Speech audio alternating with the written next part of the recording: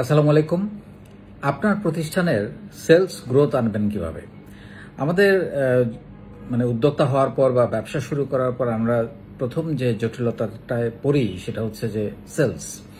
এবং এরকম অনেক পরিস্থিতি হয় যে আপনি একটা প্রতিষ্ঠান করেছেন, বেশ কিছুদিন হয়েছে, কোনো রকম স্ট্রাগল করে করে একটা জায়গায় এসছেন, কিন্তু সেল বাড়ছে না কোনোভাবে আপনি গ্রোথ পাচ্ছেন না। আপনি থেমে আছেন বা পিছিয়ে গেছেন, বা একসময় হয়তো ভালো করেছেন, কোনো কারণে পড়ে গেছেন, এখন সেলটা পড়ে গেছে, কোনোভাবেই আপনি সেলটা বাড়াতে পারছেন না, গ্রোথ আনতে পারছেন না। কি করবেন?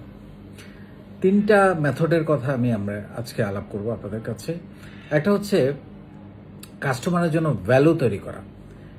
কাস্টমারের জন্য ভ্যালু তৈরি করা বলতে আমরা অনেকেই শুরুতেই মনে করি যে ডিসকাউন্ট দিলেই বোধহয় ভ্যালু তৈরি হয়ে যায়, যেটা ই কমার্সে একটা খুবই পপুলার শব্দ, এবং এটা একটা অনিবার্য খারাপ পরিণতি শব্দ বটেই। কারণ অনেকেই কস্ট প্রাইস থেকে কম দামে পণ্য বিক্রি করেন নতুন কাস্টমার তৈরি করার জন্য। এটা ভয়ঙ্কর ফাঁদ, এটা কোনোভাবেই বিজনেস এথিক্সের সঙ্গে যায় না আমি মনে করি।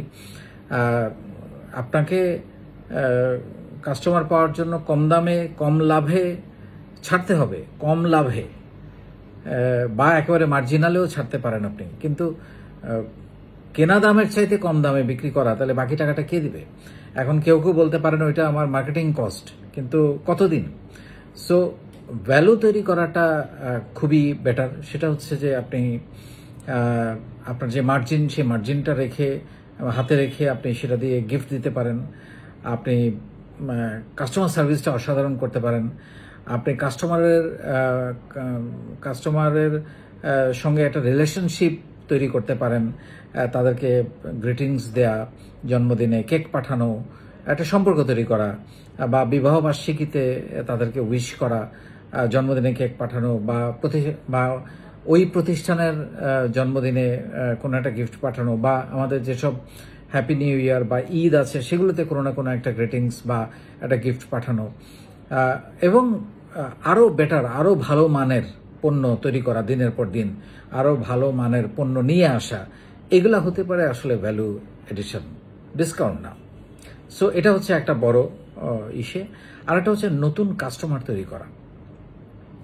এখন কাস্টমার অ্যাকুইজিশন কস্ট কিন্তু অনেক হাই নতুন কাস্টমার তৈরি করা, কিন্তু আমরা আসলে অনেক সময় নতুন কাস্টমার তৈরি করার জন্য আমাদের যে ট্রেডিশনাল মার্কেটিং যে মেথড আছে সেগুলো তো আমরা ফলো করি। আমরা বিজ্ঞাপন করি, আমরা ছোট ছোট এখন অ্যাড তৈরি করি, আমরা স্টোরি তৈরি করি, আমরা লিফলেট দিই, বিলবোর্ড করি, অনেক কিছু আমরা করি। ডিজিটাল মার্কেটিংয়ের যত মেথড আছে সবগুলো আমরা ফলো করি।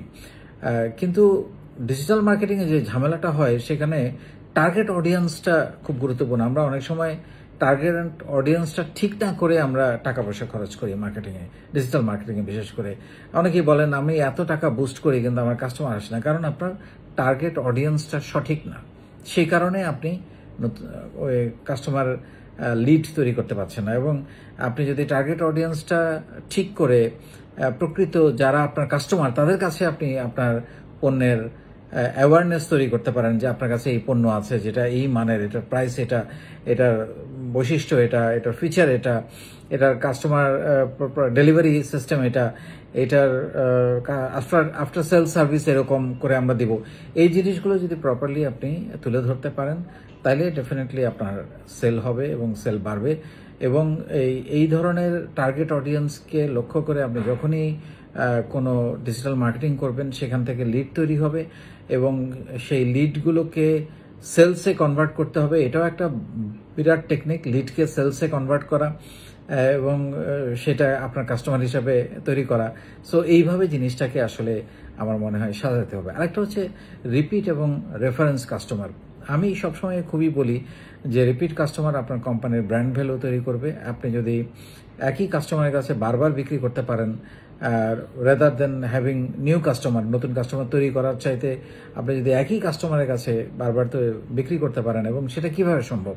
সেটা সম্ভব ভালো ব্যবহার দিয়ে, অসাধারণ কাস্টমার কেয়ার দিয়ে, পণ্যের সঠিক মান রেখে, পণ্যের সঠিক বিক্রয় মূল্য রেখে, যেটা কম্পিটিটিভ মার্কেটের সঙ্গে কম্পিটিটিভ, সেটা রেখে আপনি যদি জিনিসটা করেন তাহলে এবং কাস্টমারকে সম্মান দিয়ে, অনার করে, ভ্যালু দিয়ে, কাস্টমারকে ভ্যালু দিয়ে যদি আপনি প্রতিষ্ঠানটা চালান তাহলে আপনার রিপিট কাস্টমার বাড়বে।